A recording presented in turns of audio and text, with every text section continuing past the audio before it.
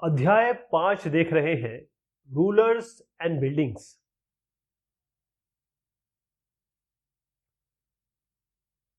मंदिर। उस जमाने में मंदिरों को डिस्ट्रॉय क्यों किया जाता था, इसको तोड़ा क्यों जाता था? जो भी बड़े बड़े किंग रहे, राजा रहे या बादशाह रहे, वो अपनी पावर को दिखाने के लिए, यानी उनके पास कितना वैभव है, कितना पावर है, कितने बलशाली है वो, और दूसरा वो अपना वेल्थ दिखाने के लिए, वेल्थ मतलब पैसा, कितना पैसा है उनके पास, इसको दिखाने के लिए वो मंदिरों का निर्माण करते थे, टेम्पल्स का निर्माण करते थे। और इस टेम्पल की खासियत ये होती थी कि जो टेम्पल था उसमें जो मूर्तियां होंगी वो सोने की होंगी, गोल्ड की होंगी या सिल्वर की होंगी, या उसके आसपास जो भी आभूषण होंगे, जिस तरीके से मंदिर को सजाया होगा, वो सारी चीजें बड़ी महंगी चीजों से सजाया होगा। इसीलिए क्या होता था कि जैसे ये राजा है, अब दूसरा राजा यहां पर है, जब ये इस पे अटैक करता था तो इसका अटैक का मेन पॉइंट होता था, की पॉइंट होता था इसके टेम्पल, ये टेम्पल। और जब ये इस पे अटैक करता था तो यहाँ के टेम्पल, अब टेम्पल पे जब अटैक करोगे आप तो उसकी तोड़फोड़ भी होगी, आप चाहेंगे कि सारी चीजें निकाल लें उससे। मैं आपको एक एग्जांपल देता हूं। पांड्यन किंग थे एक, पांड्यन डायनेस्टी, चेरा चोला पांड्या आपको मैंने बताया था। तो इस पांड्यन डायनेस्टी के एक किंग थे, एक राजा थे, जिनका नाम था, ये नाम थोड़ा याद रखना पड़ेगा, श्रीमर श्री वल्लभा, पूरा एक नाम है, याद करने के लिए बता रहा हूं आपको, श्रीमर श्री वल्लभ। अब इन साहब ने क्या किया, इनका मैं आपको चित्र दिखाता हूं। ये है श्रीमर श्री वल्लभ। इन्होंने क्या किया, ये थे पांड्यन किंग, मतलब इस जगह के शासक थे। इन्होंने क्या किया कि अपने जनरल को बोला अपने कि भाई तुम ऐसा करो, जाओ श्रीलंका और वहां पर जाके अटैक करो, और वहां के मंदिरों, क्योंकि वहां मंदिर उस तरीके से तो नहीं थे, क्योंकि मोस्टली सिंहलीस लोग हैं, सिन्हलीज लोग रहते हैं वहां पे, थे अभी भी, और है आज भी हैं, सिन्हलीज लोग रहते थे, और मोस्टली वहां पर बुद्धिस्ट लोग रहते हैं। तो हुआ ये कि जब ये यहाँ पर गए, यहाँ पर आप देख रहे हैं ये किंग सेना वन है, सेना वन, ये जो किंग है, इनके रेजिम में इन्होंने अटैक करवाया। और वहां से वहां पर एक क्रोनिकलर है, क्रोनिकलर मतलब जो वृत्तांत लिखते हैं, और वो वृत्तांत जो लिखते हैं उनका नाम इसमें दिया गया है धम्मकित्ती। यहाँ की बात, ये श्रीलंका की बात कर रहा हूं, इनका नाम है धम्मकित्ती। ये जो धम्मकित्ती साहब है, ये बुद्धिस्ट मॉन्क थे, यानी बौद्ध भिक्षु थे। इन्होंने लिखा कि यहाँ पर जब ये श्रीमद श्री वल्लभ की सेना ने यहाँ पर आक्रमण किया तो बहुत सारी चीजें, सारी इन्होंने मंदिर और जो मोनेस्ट्रीज उसको बर्बाद किया, और हमारे यहाँ से गोल्ड, गोल्ड मतलब सोने का बुद्धा ले गए, स्टैचू। इसके अलावा भी बहुत सारे जो मोनेस्ट्री थे, मोनेस्ट्री मतलब जहाँ पर बौद्ध धर्म की पूजा स्थल कह सकते हैं आप, उनकी बहुत सारी आभूषणें या चीजें इन्होंने चोरी की या फिर उठा के ले गए। अब ये बात जब समझ में आई सेना वन को, फिर उसके बाद आगे सेना टू भी आए। सेना टू ने कहा कि अब मैं बदला लूंगा, और इन्होंने अपने जनरल को ऑर्डर किया कि चलो अब आप जाओ, आप वहां पर, मतलब अब यहां से श्रीलंका से यहां गई सेना, और उन्होंने कोशिश की कि वो गोल्डन स्टैचू जो श्रीमर श्रीवल्लभ यहां से चुरा के लाए थे या फिर सीज करके लाए थे या हथिया के लाए थे, वो ये वापस ले सके। तो ये कहानी हमको बताती है कि अच्छा, इसके अलावा भी और कहानी है, पहले आपको वो कंप्लीट करा दूं।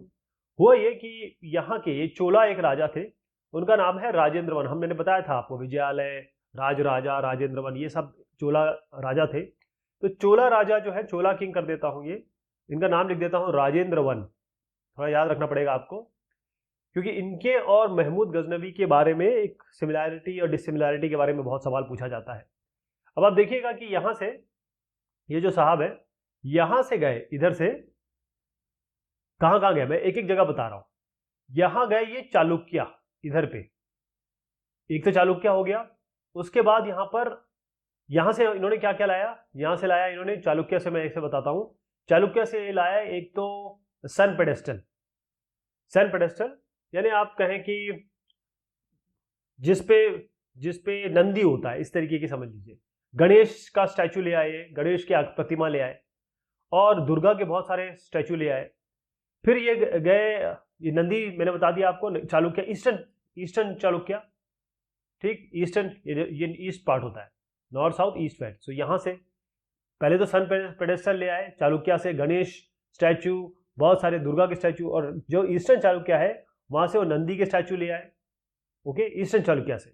और फिर ये भैरव और भैरवी कहाँ से, यहाँ से, ये कलिंगा से, कलिंगा जो आज का उड़ीसा है, यहाँ से ये भैरव, कलिंगा उड़ीसा जो आज का उड़ीसा है, वहां से भैरव और भैरवी, भैरव भैरवी क्या हुआ, भैरव मतलब शिव पार्वती की मूर्तियां ले आए उड़ीसा से।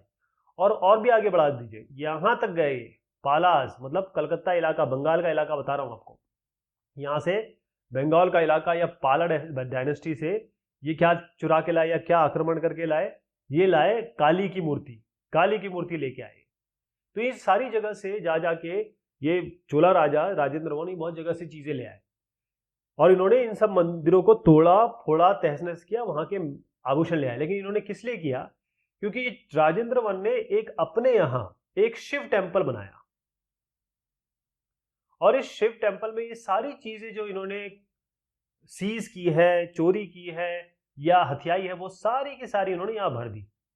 समझ गए आप, राजेंद्र वर्मन ने इन सब इलाकों से चीजें लाई, मंदिरों को तोड़ा फोड़ा जो भी किया, और सारी चीजें लाके इन्होंने अपने शिव टेम्पल में लगा दी। इसी जमाने में जो महमूद गजनवी है, ये राजेंद्र वन और महमूद गजनवी ये एक ही समय के हैं। तो महमूद गजनवी, देखिए अब क्लियर सबको पता लग गया था, हिंदुस्तान में हो मतलब सब कॉन्टिनेंट में हो या थोड़ा बाहर में, सबको पता चल गया था कि ये जो मंदिर है, ये जो टेम्पल्स हैं, ये एक ऐसी जगह है जहां पर खूब पैसा है, लोग खूब पैसा लगाते हैं। और सबसे बड़ी बात यह है कि अगर हम ब्राह्मण की वर्ण व्यवस्था देखें तो ब्राह्मण सबसे ऊपर आते हैं, क्षत्रिय नीचे आते हैं। तो क्षत्रिय जो राजा वगैरह थे वो ब्राह्मणों को ऑब्लाइज करते थे, इसलिए मंदिर ज्यादा बनते थे। तो सुल्तान महमूद, ये गज्जन का इलाका यहाँ पर है, यहाँ पर देख रहे हैं आप, यहाँ से सुल्तान जो महमूद गजनवी आए, ये कई जगह इन्होंने अटैक किया, लेकिन मेन जो इसका इनके बारे में कहा जाता है सोमनाथ मंदिर, गुजरात का जो सोमनाथ मंदिर है, जो आप यहाँ पर भी देख रहे हैं, ये थोड़ा टूटा फूटा आपको दिख रहा है। तो सुल्तान महमूद, चाहे महमूद गजनवी कहे या महमूद गजनी कहे, सब एक ही आदमी है। ये कई बार आए और इन्होंने जिस तरीके से राजेंद्र वर्मन ने किया, उन्होंने भी इस मंदिरों को तोड़ा। और खास तौर पे ये लोग उन पे अटैक करते थे जो हारे हुए डायनेस्टी थे। ध्यान रखिएगा, ये अगर ये पंगा लेंगे किसी बहादुर वालों से तब तो ये हार जाएंगे, किसी मजबूत पार्टी से तो लड़ाई नहीं कर सकते ना ये। तो जो हारे हुए थे, डिफीटेड, इसमें क्लियर लिखा हुआ है कि जो डिफीटेड लोग थे, उन देखिए डिफीटेड रूलर्स, जो डिफीटेड रूलर्स है वहां जाके ये लोग चीजें चुरा लाते थे या फिर हथियार के ले आते थे। तो महमूद गजनवी को भी पता था कि भाई जो गुजरात का सोमनाथ मंदिर, उसमें खूब पैसा है। तो अंतर यह है राजेंद्र वर्मन और महमूद गजनवी का, कि महमूद गजनवी जो है उस जमाने में बहुत ज्यादा इंपॉर्टेंट रूलर या फेमस रूलर नहीं हुआ करते थे। लेकिन इन्होंने क्या कहा कि यहाँ पर एक तो मंदिर को तबाह किया, तो अपने आप को एक मुस्लिम रूलर की तरह पोर्ट्रे करने की कोशिश की, क्योंकि और भी मुस्लिम रूलर अच्छा काम कर रहे थे, यानी वो ऐसा बुरा काम करने के नहीं सोच सकते थे, वो सारे धर्म को एक जैसा मानते थे, समान मानते थे, इस तरीके की बात। लेकिन ये जो थे, इनको ऐसी, ये तो किसी और धर्म के थे, तो इनको इतना आइडिया नहीं था कि हिंदू धर्म में मंदिरों की कितनी वैल्यू होती है। खैर एनीवेज, ये दोनों चीजें, ये डिफरेंस है। और इन्होंने सारा पैसा जो भी यहाँ से चुराया या फिर हथियाया, वो सारा अपनी जो राजधानी है गजनी, उसको बनाने में लगा दिया। क्लियर, एक तो वो हीरो ऑफ इस्लाम बनना चाहते थे, इस्लामिक योद्धा दिखाना चाहते थे, ज्यादा इंपॉर्टेंट नहीं थे। राजेंद्र वर्मन जो थे, उन्होंने अपनी एक मंदिर को बनाने के लिए बाकी मंदिरों को तोड़ा या फिर बाकी मंदिरों से चीजें हथियाई। ये डिफरेंस भी क्लियर हो गया। अब हम आते हैं गार्डन, टॉम्ब और फोर्ट पे। गार्डन मतलब होता है बागीचा, टॉम्ब मतलब होता है मकबरा जहां पर किसी को आप दफनाते हैं। फोर्ट मतलब होता है किला, राजा जहां रहेगा या सैनिक उसके जहां रहेंगे, उसके आसपास एक बहुत बड़ी दीवार बनती है पत्थरों की, और उसे हम फोर्ट कहते हैं। तो अगर आप देखें कि जितने भी आर्किटेक्चर बने मुगल्स के अंडर में, मुगल्स ने जो जो आर्किटेक्चर बनाया, जो भी वास्तुकला बनाई, जो जो इमारतें बनाई, इसमें बाबर हो, चाहे हुमायूं हो, चाहे अकबर हो, चाहे जहांगीर हो, और स्पेशली शाहजहां का बहुत बार नाम आने वाला है। इन्होंने क्या किया, अपना पर्सनल इंटरेस्ट लिया, यानी कि वो खुद ही इंटरेस्टेड थे कि भाई हमको ये चीजें बनानी है, हमको हर चीज को समझना है और हमारा रोल होना चाहिए। तो शाहजहां इनका, और पहले शाहजहां क्या, मैं आपको बताऊं कि जो बाबर तो बहुत पहले थे ना, सबसे पहले इन्होंने अपनी ऑटोबायोग्राफी जिसको कहते हैं बाबरनामा, इस बाबरनामा में क्लियर बताया है कि भाई किस तरीके से उनका इंटरेस्ट था कि वो गार्डन्स को बनाए या गार्डन्स को डिज़ाइन करें या उसके डिज़ाइन को समझें, और साथ में उन्होंने बड़ी एक नई तकनीक बनाई या फिर लेके आए, वो थी चाहर बाग। देखिए, एक कई जगह ये चार बाग लिखा है, कई जगह ये चाहर बाग लिखा है, लेकिन दोनों का कंटेंट एक ही है। ये चाहर बाग है, इसका मतलब ये है कि आपका एक इस तरीके से इलाका होगा। नॉर्मली ये इलाका जो होगा ये इसमें वॉल होंगे या दीवार से इनक्लोज होगा, और इसमें ऐसे नालियां या नहरें पानी की चल रही होंगी। क्योंकि इतनी छोटी छोटी थी इसलिए इसको नालियां कह रहा हूं, अगर ये कहेंगे तो ये नहर हो जाएगी। जो अगर ताजमहल में आप जो देखेंगे नहर है, लेकिन अगर रामबाग आगरा का आप देखेंगे या फिर हुमायूं टॉम्ब में देखेंगे तो बहुत छोटी छोटी थी, इसलिए नालियां कह रहा हूं। वैसे नालियां अच्छा शब्द नहीं है, बट समझ लीजिए कि बस पानी चलता था इधर इधर। तो इससे क्या होता था, 1 2 3 4 भाग में डिवाइड हो जाता था। 4 भाग में डिवाइड हो गया ना, इसीलिए इसको चाहर बाग कहते हैं, चाहर बाग। अब इस चित्र से और ज्यादा क्लियर हो जाएगा कि मैं क्या कहना चाहता हूं। ये बाबर है, आप देखिए यहां पर आपको देख रहे हैं बाबर, ये 1590 की पेंटिंग है, और ये चाहर बाग है, 1 2 3 4। ये पानी की नालियां है, पानी की नहरें हैं, 1 2 3 4, और ये बकायदा ये इनको बकायदा मैप दिखाया जा रहा है, और ये समझने की कोशिश कर रहे हैं या फिर बताने की कोशिश कर रहे हैं कि किस तरीके से कैसा बनाया जाएगा या किस तरीके से कैसे बनेगा। तो स्पेशल इंटरेस्ट लिया जा रहा है, ये जो चैनल्स पानी की इंटरसेक्टिंग है, यही इसकी खास बात है, जो चार बाग में चार या चार भागों में इसको डिवाइड करती है। ओके, अब ये जो गार्डन्स है इसको चाहर बाग क्यों कहा जाता है, मैंने आपको बता दिया। चार इसमें डिवीजन होता है, क्योंकि ये जो डिवीजन है वो बिल्कुल सिमेट्रिकल होगा। ये चार भाग जो बनेंगे ना इसमें बिल्कुल सिमेट्रिकल होंगे, यानी एकदम एक जैसे दिखाई देंगे, चाहे ये स्क्वायर हो चाहे वो रेक्टेंगल हो, एक जैसे दिखाई देंगे। तो इसको अब देखिएगा, जहांगीर ने बनाया, शाहजहां ने बनाया, कहाँ कहाँ बनाया, कश्मीर, आगरा, दिल्ली। तो मैं आपको जरा इस यात्रा पे ले चलता हूँ कश्मीर। अब कई जगह ऐसी है जहां पर मल्टीपल है, तो उस जगह हम मल्टीपल नहीं देखेंगे। आप ये हुमायूं टॉम्ब देखिएगा, हुमायूं का मकबरा है, और ये यूनेस्को की वर्ल्ड हेरिटेज है। इसमें आप देखें कि ये ऐसे डिवाइड किया हुआ है, हर जगह ऐसे डिवाइड किया गया है, तो ये अलग अलग भाग में डिवाइड है। और इसका फॉर्मुलेशन देखिएगा, ये मुगल चार बाग है, और ये डिवीजन देखिए, ये डिवीजन 1 2 3 4। ऐसा नहीं कि अगर 4 ही होंगे, 4 के 40 हो सकते हैं, 4 के 80 हो सकते हैं, लेकिन डिवीजन ऐसे ही होता है कि यहाँ पर पानी की नालियां या नहरें चल रही होंगी, चैनल चल रही होंगी, और बीच में आपका हुमायूं का मकबरा है, बीच में सेंटर में हुमायूं का मकबरा है। यहाँ पर आइए, शालीमार, निशात, चश्मे-शाही ऐसे बाग हैं। शालीमार की खासियत ये है कि ये स्टेप वाइज है, मतलब पहले आप चलेंगे, फिर आपको सीढ़ियों से चढ़ना पड़ेगा, फिर ऊपर, फिर चढ़ेंगे, फिर ऊपर, ऐसे करके। तो नीचे देखते ढलान पे है, मतलब बहुत नीचे है, फिर चढ़ते हैं आप, फिर चढ़ते हैं, ये सीढ़ियाँ, ये सीढ़ियाँ, ये सीढ़ियाँ, ये सीढ़ियाँ, और पानी की नालियाँ चल रही है, पानी की धाराएं चल रही है, ऐसे करके। और ये 1 2 3 4 5 6 7 8 ऐसे करके डिवीजन है। ये कश्मीर की शालीमार बाग का सीढ़ीदार भाग है। सीढ़ीदार मतलब सीढ़ियाँ बनी हुई है।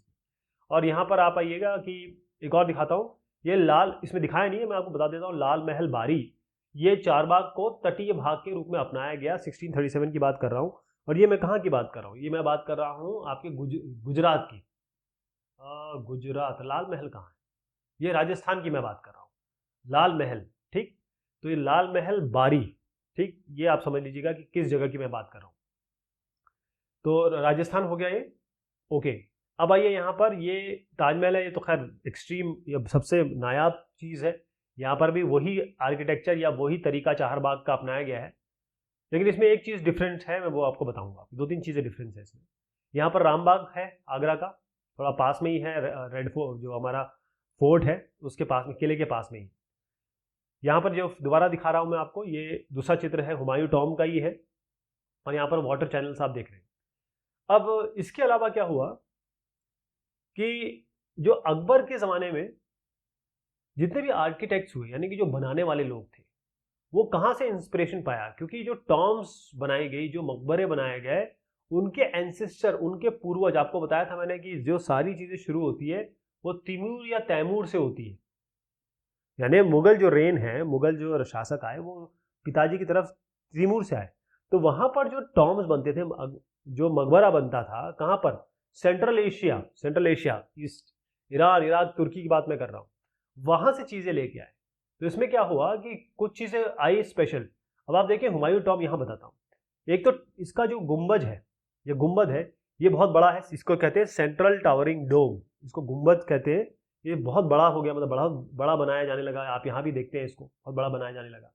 और इसके अलावा यहाँ पर एक बहुत बड़ा एंट्री गेटवे है। ये एंट्री गेटवे देख रहे हैं आप, बहुत बड़ा है। जैसे यहाँ पर भी एंट्री गेटवे बहुत बड़ा है, इसको कहते हैं पिश्ताक, पिश्ताक। और ये गेटवे पिश्ताक हो गया। ये एक डिस्टिंग्विशिंग फीचर हो गया कि किस तरीके से मुगल आर्किटेक्चर होगा या होता है। हुमायूं टॉम्ब में मैंने आपको दिखाया। अब इसमें जो हुमायूं टॉम्ब है, इसमें खास बात यह है कि पहली चीज तो ये है कि ये सेंटर में है, यानी कि एक बहुत बड़ा चाहर बाग है इस तरीके से, और सेंटर में ये बना हुआ है। ये सेंटर में आपका हुमायूं टॉम्ब है। अब इंपॉर्टेंट बात इस बात की ये है कि यहाँ पर एक सेंटर का जो कमरा है, उसके आसपास ऐसे 8 कमरे बने हैं। 1 2 3 4 5 6 7, एक और बना देते हैं। 1 2 3 4 5 6 7 8, एक सेंटर कमरे के आसपास 8 कमरे बने हैं। मतलब ये जो सेंटर आप देख रहे हैं ना, इसके आसपास 8 कमरे बने हुए हैं। ये जो 8 कमरे बने हुए हैं, इसका मतलब ये है, इसको कहा इन्होंने 8 पैराडाइजेस, यानी कि 8 स्वर्ग। 8 स्वर्ग का मतलब ये है कि उस जमाने के हिसाब से देखिए, सेंट्रल हॉल के बाद आसपास 8 कमरे हैं, और ये जो 8 कमरे हैं, स्वर्ग कैसा होगा? स्वर्ग ऐसा ही होगा। इस 8 पैराडाइज को हस्त बिहस्त भी कहते हैं, इसको हस्त बिहस्त कहते हैं, हस्त बिहिष्ट, ओके, इसको वो भी कहते हैं। और ये किससे बनाया गया था? अगर हुमायूं टॉम्ब मैंने आपको दिखाया, हुमायूं का मकबरा, ये सैंडस्टोन से, रेड सैंडस्टोन से, लाल बलुआ मिट्टी, लाल बलुआ से, और साथ में इसमें मार्बल, जिससे हमारा पूरा का पूरा वो बना हुआ है, ताजमहल बना है, इससे बनता है। ओके, अब शाहजहां के अंडर में जरा मैं आपको ले जा रहा हूं। शाहजहां, इन्होंने क्या किया? शाहजहां ने बड़े अलग अलग, इन्होंने एक सवाल आएगा कि यही मुगल आर्किटेक्चर में शाहजहां जब थे तभी फ्यूजिंग शुरू हुई, यानी दूसरे आर्किटेक्चर की मिक्सिंग शुरू हुई, क्रॉस फर्टिलाइजेशन कह सकते हैं आप इसको। इसमें कुछ हॉल्स इन्होंने बनाए, सेरेमोनियल हॉल्स, जहां जहां असेंबली होगी। तो इन्होंने क्या किया, जो हॉल्स हैं, बड़े बड़े जो कमरे हैं, हॉल कह दीजिए, कमरे तो नहीं होंगे, इसको पब्लिक और प्राइवेट में डिवाइड कर दिया। जो पब्लिक था, अभी इसको देखिए, ये दीवाने आम देख रहे हैं आप, दीवाने आम, ये भी दीवाने आम है। ये जो दीवाने आम है, ये शाहजहां साहब आप देख रहे हैं बैठे हुए हैं। अब ये जहाँ बैठे हैं, इसके पीछे जो इनके सिंहासन के पीछे की जो चीज़ है, उसको भी मैं डिफाइन करूंगा अभी। लेकिन पहली चीज़ ये है कि प्राइवेट और पब्लिक, इसको प्राइवेट कर देते हैं, इसको पब्लिक कर देते हैं। प्राइवेट और पब्लिक इन्होंने भाग में डिवाइड किया, और प्राइवेट जो था उसको इन्होंने कहा दीवाने खास, पब्लिक जो था उसको कहा दीवाने आम।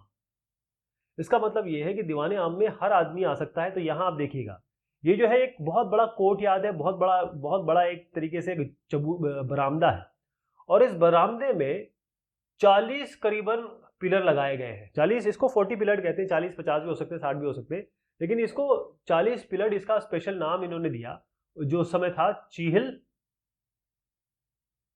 सुतून।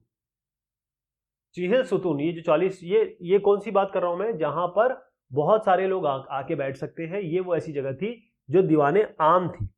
ओके, इस तरीके से दीवाने खास था। यहां पर आप देखिए, ये दीवाने खास है।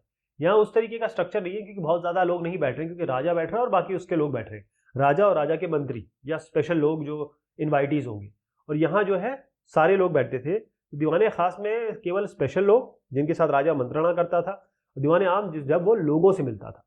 तो ये दोनों दो हॉल इस तरीके से बनाए गए, जैसे मैंने आपको दीवाने आम के बारे में बात किया। यहाँ पर देखिएगा ना, यहाँ पर नॉर्मल नीचे को अगर किसी को बैठना है, तो वो बड़ा आदमी तो होगा नहीं, वो नॉर्मल लोग होंगे। चीहिल सुल्तान 40 पिलर हॉल से आप याद रखिएगा। अब शाहजहां की जितनी भी चीजें बनाई ना, उसमें एक खास बात थी। मान लीजिए शाहजहां का थ्रोन है, शाहजहां साहब यहां बैठे हुए, ये जो था ये किबला। अब मान लीजिए यहाँ अरब है, मक्का मदीना यहाँ पर है। अब जो मुसलमान होते हैं हमेशा मक्का मदीना की तरफ चेहरा करके आपकी नमाज पढ़ते हैं। यहां पर क्या हुआ कि जो भी लोग बैठते थे, जैसे हम मान लीजिए यहाँ पर जो लोग बैठे हुए हैं, वो इस डायरेक्शन में बैठते थे, इस डायरेक्शन को देखते हुए बैठते थे कि किबला की तरफ उनका डायरेक्शन हो। तो हमेशा इन्होंने एक मस्जिद की तर्ज पे इसको बनाया कि जब भी लोग बैठे उनके सामने वो उस डायरेक्शन में बैठे जहां पर किबला हो, ताकि ये बताया जा सके कि भाई जो किंग है, राजा है, बादशाह है, ये भगवान का, अल्लाह का रिप्रेजेंटेटिव है। ये आर्किटेक्चरल फीचर से पता चला, जो जो बना चीजें बनाई गई थी। एक और इंपॉर्टेंट चीज जो है हम यहां देखते हैं वो है रॉयल जस्टिस, इंपीरियल कोर्ट, यानी न्याय हो रहा है और कहाँ हो रहा है, राजा के दरबार में। और शाहजहां के बारे में मैं खासियत ये बताऊंगा कि किस तरीके से वो ये प्रेजेंट करते थे, या फिर ये हमें प्रतीत होता है कि बहुत अच्छा न्याय करते थे, बहुत अच्छी तरीके से चीजें करते थे। कैसे, समझिए। पहले यहाँ पर शाहजहां बैठे हुए हैं, इसको हम कहते हैं थ्रोन। थ्रोन मतलब होता है सिंहासन। इनके सिंहासन के पीछे जो आज भी है ये सिंहासन हो गया। अब बहुत ध्यान से देखिएगा, इसमें कुछ चीजें मैं आपको बताऊंगा, उससे आपको क्लियर होगा कि हम आज देख के पता लगा सकते हैं कि पहले क्या हुआ था। ये इनका थ्रोन है, ये इनका सिंहासन है। इसके पीछे यहाँ पर पीतराडूरा, पीतराडूरा, पीतराडूरा कुछ भी नहीं है, बस एक नाम ऐसा लगता है कि अरे बाप रे ये कौन सा नाम हो गया, लेकिन इसमें कुछ है नहीं। पीतराडूरा का मतलब ये होता है कि आप यहां देखिएगा, एक संगमरमर है यानी मार्बल, उसमें अलग अलग चिप्स लगी हुई हैं अलग अलग कलर की, बस इसे ही पीतराडूरा समझिए। ये सिंहासन के पीछे का वॉल है। यहां पर जो साहब बैठे हुए हैं, ये जो बैठे हुए हैं वो यहां बैठे हुए हैं, यहां के पीछे एक वॉल है। ये फेमस इनका एक पीकॉक सिंहासन था। अब यहां पर आप देखेंगे कि यहां एक चित्र बना हुआ है। अच्छा, पहले पीतराडूरा बता देता हूं। इसमें क्या है कि व्हाइट मार्बल पे अलग अलग कलर से अलग अलग आकृतियां बनाई जाती है, वो चस्पा रहती है इसके अंदर, यानी अगर आप हाथ फेरेंगे तो ऐसा नहीं कि कोई चीज़ उभर के आएगी, वो सब इसके अंदर ही बनाया गया होता है अलग अलग कलर में। चाहे तोता मैना बनाया या पेड़ पौधे बनाए या कोई आकृति बना दी, जैसे यहाँ पर, इसे पीतराडूरा कहते हैं। इसमें एक बहुत इंपॉर्टेंट यहाँ पर फिगर है। ये जो फिगर है उस जमाने के एक ग्रीक गॉड है। मैं थोड़ा सा आगे ले चलता हूँ, आपको यहाँ बताता हूँ। उस जमाने के ये बड़े एक फेमस ग्रीक गॉड है, यानी यूनानी देवता। फिर से बता देता हूं आपको, यहां पर शाहजहां बैठे हुए हैं, इसके पीछे जो जगह है ये पीतराडूरा पद्धति का इस्तेमाल करके यहां बनाया गया। और इसमें ये जो साहब बैठे हुए हैं, ये ग्रीक गॉड है, ये बना रहे हैं, बजा रहे हैं वीणा। ध्यान रखिएगा, कई जगह आपको फ्लूट बताया जाएगा, फ्लूट नहीं है, वीणा है, वीणा, वीणा बजा रहे हैं। और उसमें यहां बहुत बहुत गंभीर, फेरोशियस, यानी जिनसे एकदम डर लग जाए वैसे जानवर हैं, और वो आराम से सब साथ बैठे हुए, यानी शेर और बकरी एक साथ बैठ के इनकी वीणा सुन रहे। इतनी मधुर ये वीणा बजाते थे। यही ये चित्रण, इसके पीछे देने का क्या तात्पर्य है? इसका तात्पर्य सीधा ये है कि जो पीतराडूरा, अगर आप देखेंगे कि जो रेड फोर्ट है दिल्ली का, वहां की मैंने ये चित्र दिखाया आपको, लाल किला दिल्ली, यहाँ जो एम्परर का थ्रोन है, राजा का सिंहासन है, उसके पीछे पीतराडूरा के इनलेज है, उसमें एक गॉड दिखाए गए हैं, ग्रीक गॉड। इनका नाम है ऑर्फियस, ध्यान रहेगा, ऑर्फियस गॉड है, भगवान है ऑर्फियस। वो क्या प्ले कर रहे हैं, क्या बजा रहे हैं? ल्यूट, ल्यूट यानी वीणा बजा रहे हैं। अब इनका माना जाता है कि इस तरीके की वीणा बजाते थे, इस तरीके का म्यूजिक इसमें से निकलता था कि मन को शांत कर देता था। जितने भी फेरोशियस बीस्ट हैं, फेरोशियस बीस्ट मतलब होता है खतरनाक जानवर, वो सारे के सारे आके साथ रहते थे। तो इसको दिखाने का पीछे इनके मतलब यही है कि जो शाहजहां है या जो भी बादशाह रहे, वो सबको बराबर करते थे, बराबर तरीके से ट्रीट करते थे। यानी जो भी वो न्याय करेंगे, चाहे वह गरीब हो चाहे अमीर हो, सबको वो बराबरी का दर्जा देंगे, यानी कि एक नज़र से देखेंगे और सब लोग आपस में सद्भाव, प्रेम, हार्मनी के साथ रह सके। इसका मतलब ये था, राइट। अब यहां पर एक नई बात और आती है। जो शाहजहां हैं, इनकी जब शुरुआती दौर था, इनका कैपिटल था आगरा। आगरा में जितने भी बड़े बड़े लोग थे इनके साथ, नोबिलिटी जिसे हम कहते हैं, अभिजात वर्ग, कुलीन वर्ग, ये जो थे, इन्होंने सबने अपना घर बनाया यमुना रिवर पे। दिल्ली में भी यमुना है, आगरा में भी यमुना है, तो यमुना के रिवर का जो बैंक है, उसके तट है, उस पर शाहजहां के जो करीब लोग होंगे, या कहें जो उनके दरबार के लोग होंगे, वो लोग यहां पर अपना घर बनाते थे। अब ये बनता था चाहरबाग फॉर्मेट में, लेकिन ये चाहरबाग फॉर्मेट है, इसका कुछ वेरिएशन है। वेरिएशन क्या है? River front garden, river front garden. इसमें क्या होता था कि जो उसका कहें कि घर जो होता था, वो अभी तक हमने क्या समझा, चाहरबाग में हमेशा सेंटर में मकबरा होता था या घर होता था या जो भी चीज बनाई जाती थी। लेकिन यहां पर क्या है, ड्वेलिंग मतलब जो घर होता था वो बीच में ना होकर एज पे होता था, रिवर के पास। अब आप समझिए कैसे। देखिए, सबसे पहले ये मान लीजिए ये नदी बह रही है, शाहजहां के आगरा की मैं बात कर रहा हूं, अभी चित्र भी दिखाऊंगा ये वाला। यहां पर जो घर बनते थे वो ऐसे बनते थे। अब चाहरबाग का मैंने आपको जो एग्जांपल दिया था वो कैसा था, ऐसे घर, ऐसे चाहरबाग, एक एरिया जिसको 4 भाग में डिवाइड कर दिया, इसमें नदियां और ये कैनाल नालियां जा रही हैं, और बीच में सेंटर में या तो मकबरा बना दिया जैसे हुमायूं टॉम हमने देखा, या घर बना दिया। लेकिन यहां कुछ अलग था, जो हम आगरा की बात कर रहे हैं यहां अलग था। इसमें क्या था कि वो इस तरीके से अपना एक इलाका उस पर घर बनाते थे, और जो बैंक है नदी के तट के करीब एज पे यहां घर रखते थे, सेंटर पे नहीं रखते थे।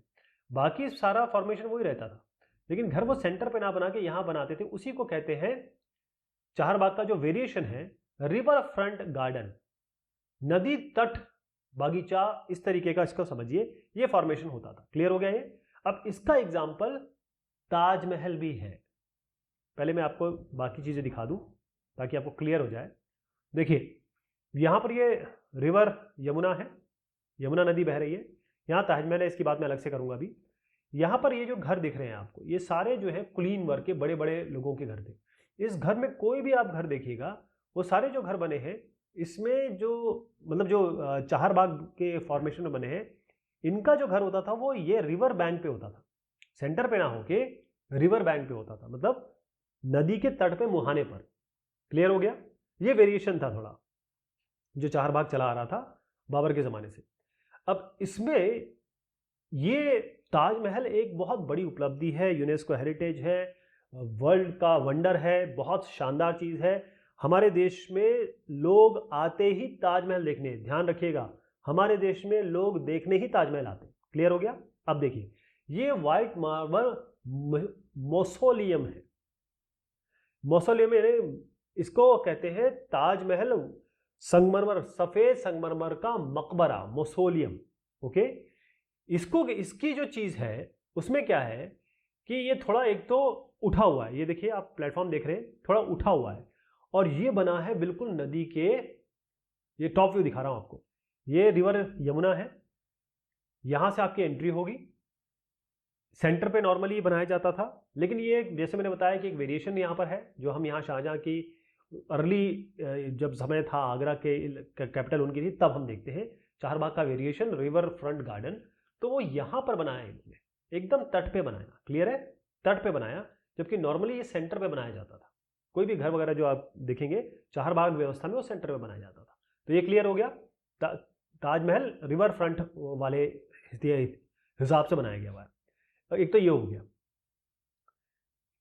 अब इसको देखिएगा, ये 1643 में कंप्लीट हुआ है। अच्छा, कई लोग बताते हैं कि भाई शाहजहां ने बनाया फिर बनवाया तो लोगों के हाथ काट दिए जिन्होंने बनाया, वो सब गलत है, वो अफवाह है, इसको बिल्कुल यकीन मत करिएगा। अब दूसरी चीज और को आपको बताता हूं, मैं वापस यहां लेके आऊंगा आपको इन चित्रों पे, इसके बारे में भी चर्चा करेंगे।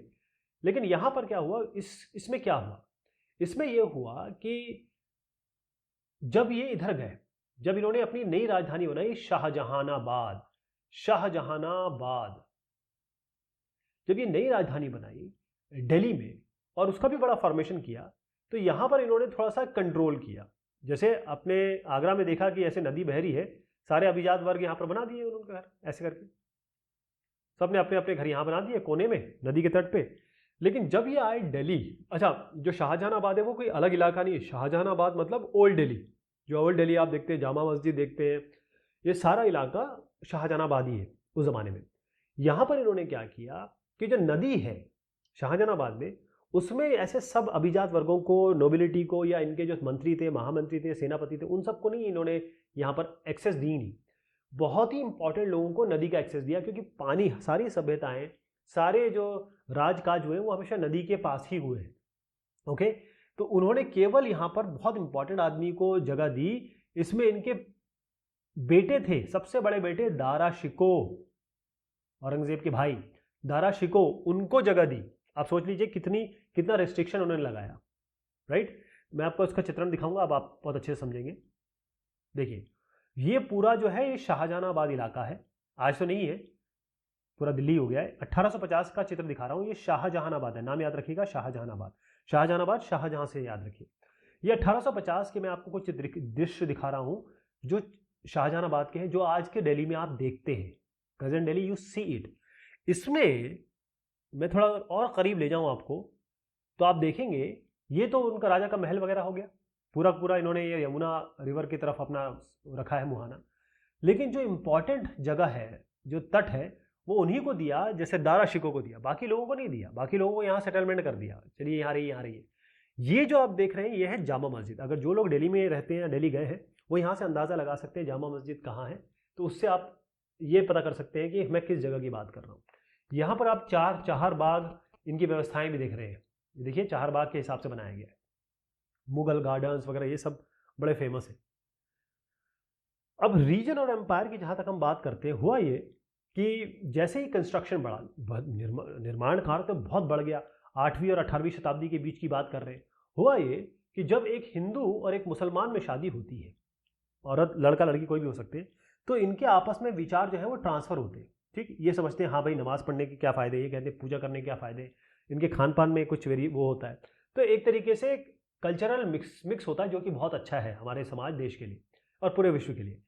इसी तरीके से जब यहाँ पर मुग़ल आए या मुग़लों ने किया, तो यहाँ पर जो सनातन धर्म के थे उनका जो इमारतें थी और मुग़ल की जो थी, या फिर जो कहेंगे आप साउथ में चले जाएं, द्रविड़ियन आर्किटेक्चर, चेरा चोला पांड्या चालुक्य, इन सब की चीज़ें रिमिक्स हुई। जैसे मैं अगर आपको बताऊं, जैसे आइडियाज़ शेयर हुए ना, तो विजयनगर की मैं बात बता रहा हूं आपको।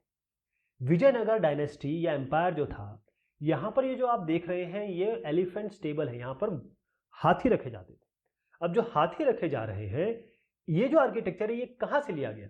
ये बीजापुर और गोलकोंडा, वहाँ की जो रियासतें थी, वहाँ पर जो फॉर्मेशन हुआ, वहाँ की सल्तनत की आर्किटेक्चर, वहाँ का वास्तुकला, वहाँ का बनावट यहाँ पर अपनाई गई। एक और एग्जाम्पल देता हूँ, यहाँ पर आ जाइए, ये है मथुरा का वृंदावन जगह, वहाँ पर बहुत सारे मंदिर है, एक नहीं है बहुत मंदिर है। और जितने भी मंदिर है उसके अंदरूनी पार्ट में आप देखेंगे, ये देखिएगा, ये है गोविंद देवा का वृंदावन का मंदिर है। और यहाँ पर जो चीज़ बनाई गई है ये लाल बलुआ से बनाई गई है। और इसमें जो इंटरसेक्टिंग ये ट्राइंगल्स आप देख रहे हैं, जो चार आप देख रहे हैं यहाँ पे, और इसमें बड़ी हाई सीलिंग रूफ है, ये जो रूफ है बड़ी हाई सीलिंग है, बहुत ऊंची है। ये जो आया है ये कहाँ से आया है? ये ईरानियन, जिसको हम कहते हैं Khorasan, north eastern Iran, Khorasan, वहाँ से, और साथ में फतेहपुर सीकरी से भी यूज़ हुआ है। यानी इसको आप फतेहपुर सीकरी से रिलेट कर दीजिए, आपको ईरान से रिलेट कर लीजिए। कहने का मतलब ये है कि एक ब्लेंड है, यानी मंदिर भी उस तरीके से बनने लगे थे जैसे मस्जिदों के आर्किटेक्चर है, और मस्जिदों में भी बहुत सारा मंदिरों का जो अच्छा आर्किटेक्चर है वो अपनाया गया। एक और एग्जांपल देता हूं आपको, देखिए, इसको कहते हैं क्रॉस फर्टिलाइजेशन। क्रॉस फर्टिलाइजेशन का मतलब ये होता है कि जो भी आर्टिस्टिक फॉर्म है, किसी ने बहुत अच्छा आर्टिस्ट मतलब बहुत अच्छी कला इजाद कर ली, किसी ने बहुत अच्छा आर्किटेक्चर स्टाइल कर लिया कि भाई हम इस तरीके से बनाएंगे, जैसे मैंने आपको टर्बिएट, आर्क्यूएट ये सब बताया था, इन सबको ब्लेंड किया गया, जोड़ा गया, क्रॉस फर्टिलाइजेशन किया गया। जैसे मैं आपको बताता हूं कि इन्होंने क्या किया कि ये अगर इस इलाके में राज कर रहे हैं, ये इनका एम्पायर है, इस इलाके में एक स्पेशल चीज होती है, एक स्पेशल आर्किटेक्चर या एक स्पेशल स्टाइल है वास्तुकला का। जैसे यहाँ देखिए, ये छत जो बनी है वो छप्पर की तरह बनी है। जैसे अगर आप किसी गांव में जाएंगे और वहां पर आप घर देखेंगे तो इस तरीके से छप्पर बना देते हैं, घास फूस से बना देते हैं या खपरैल लगा देते हैं। ये है तो बहुत बड़ा स्ट्रक्चर, बहुत आलीशान है, लेकिन इसके ऊपर जो ये आर्किटेक्चर बनाया गया ये बिल्कुल छप्पर की तरह है, छप्पर की छत है। इनको इतना पसंद आया मुगल लोगों को कि इन्होंने बंगाल का, जिसको इसको कहते हैं बांग्ला डोम, बांग्ला गुंबद, इतना पसंद आया। ये थैच्ड हट मतलब जो जिसपे आप जो छत होती है, हट मतलब होता है कि भाई छोटी सी कोई कुटिया के ऊपर घास फूस से आपने चीज़ें बना दी, और वो ऐसे ही दिखता था। इतना पसंद आया कि इन्होंने जो मुगलों ने इसको यूज़ किया। इसके अलावा और भी मैं अगर आपको बताऊं कि अगर ये फतेहपुर सिकरी है, अकबर की फतेहपुर सिकरी, अकबर का इबादत खाना है, इतने सारे हमने नाम लिए, जोधा भाई का भी यहाँ पर एक अलग से इलाका बनाया गया। तो यहाँ पर भी आप देखेंगे कि ये जो गुजरात और मालवा, उसका आर्किटेक्चर आपको यहाँ पर मिलता है। कैसे? ये देखिए, जो जैसे ये पिलर है उसके ऊपर सीधा ऐसे रख देते थे, लेकिन यहाँ पर इन्होंने ये वाला स्ट्रक्चर रखा, ये वाला जो बता रहा हूँ। ये कहाँ से आया? ये गुजरात और मालवा से आया, राइट? तो एक इंटरब्लेंडिंग हो गई, मिक्सचर हो गई। इसलिए मैं कहता हूँ कि ट्रेडिशन की मिक्सिंग होनी चाहिए। जिस तरीके से आजकल लोग एक दूसरे को दूर करने की कोशिश करते हैं, वो बहुत ही ख़राब है। आप लोग अभी सीख रहे हैं, ध्यान रखिए, प्यार और मोहब्बत से सारी दुनिया चलती है। अगर द्वेष और गुस्सा है, इससे किसी का कोई फायदा आज तक नहीं हुआ है, ध्यान रखिएगा। चलिए, मैं आपको बता रहा हूँ कि ये जोधा भाई का पैलेस है फतेहपुर सीकरी में। फतेहपुर सीकरी बहुत सारी पिक्चरों की वहाँ शूटिंग हुई है और काफ़ी पिक्चरों में आप उसे देखते हैं कि कितना फेमस, इतनी बढ़िया चीज़ बना दी है मुगलों ने कि कुछ मत पूछिए। अब मैं आपको उसी ज़माने का चर्च के इलाके का बताता हूँ। चर्च देखिए, पहले चर्च क्या थे, वो थोड़े छोटे होते थे, भारी चीज़ों से बनाए जाते थे। हुआ ये कि 12वीं शताब्दी के आगे यहाँ पर फ्रांस से शुरुआत हुई। यहाँ पर जो चर्च बनाए गए वो एक तो हल्के बनाए गए और बड़े लंबे बनाए गए, यानी कि इनकी जो पीक थी, ये जो सर है ना इनका, एक तरीके से जो हमारे यहाँ मीनारें होती हैं वो मीनारें इन्होंने खड़ी की। और इस आर्किटेक्चर स्टाइल को कहा गया गोथिक स्टाइल है। इसमें क्या हुआ कि जो आर्चेस है, मतलब ये जो उठी हुई चीज़ें बड़ी पॉइंटेड थी, ऐसे ये पॉइंटेड आप आर्किटेक्चर देख रहे हैं, एक तो पॉइंटेड थी। इसमें क्या था कि यहाँ पर जो ग्लास है, अंदर की तरफ दिखा रहा हूँ, ये जो ग्लास है पेंटेड ग्लास, स्टेन ग्लास, यानी कि इन पे कलर वलर लगाया गया। जो भी चीज़ें थी यहाँ पर, ये देखिए सब बाइबल से ली गई है। बाइबल जो जैसे क्रिश्चियंस की कुरान या क्रिश्चियंस की गीता समझ लीजिए आप। और बहुत सारे यहाँ, क्योंकि घंटियाँ बजती है, बेल टावर्स हो गए, ये सारी चीज़ें यहाँ पर बनाई गई। तो एक बेहतरीन आर्किटेक्चर का यहाँ पर समावेश हुआ। ये जो मैं आपको दिखा रहा हूँ, ये है नोस्ट्रडेम पेरिस। बहुत ही फेमस आर्किटेक्ट, इस गोथिक आर्किटेक्चर स्टाइल से बनाया हुआ, वास्तुकला से बनाया हुआ ये चर्च है। और ये 12वीं और 13वीं शताब्दी के दरमियान बनाया गया और बहुत ही शानदार चीज़ है ये। इसमें आग लग गई थी लेकिन अभी इसको ठीक किया गया है। चलिए साहब, ये बात हुई इस डिस्कशन की। बहुत शुक्रिया, बहुत मेहरबानी आप सभी की।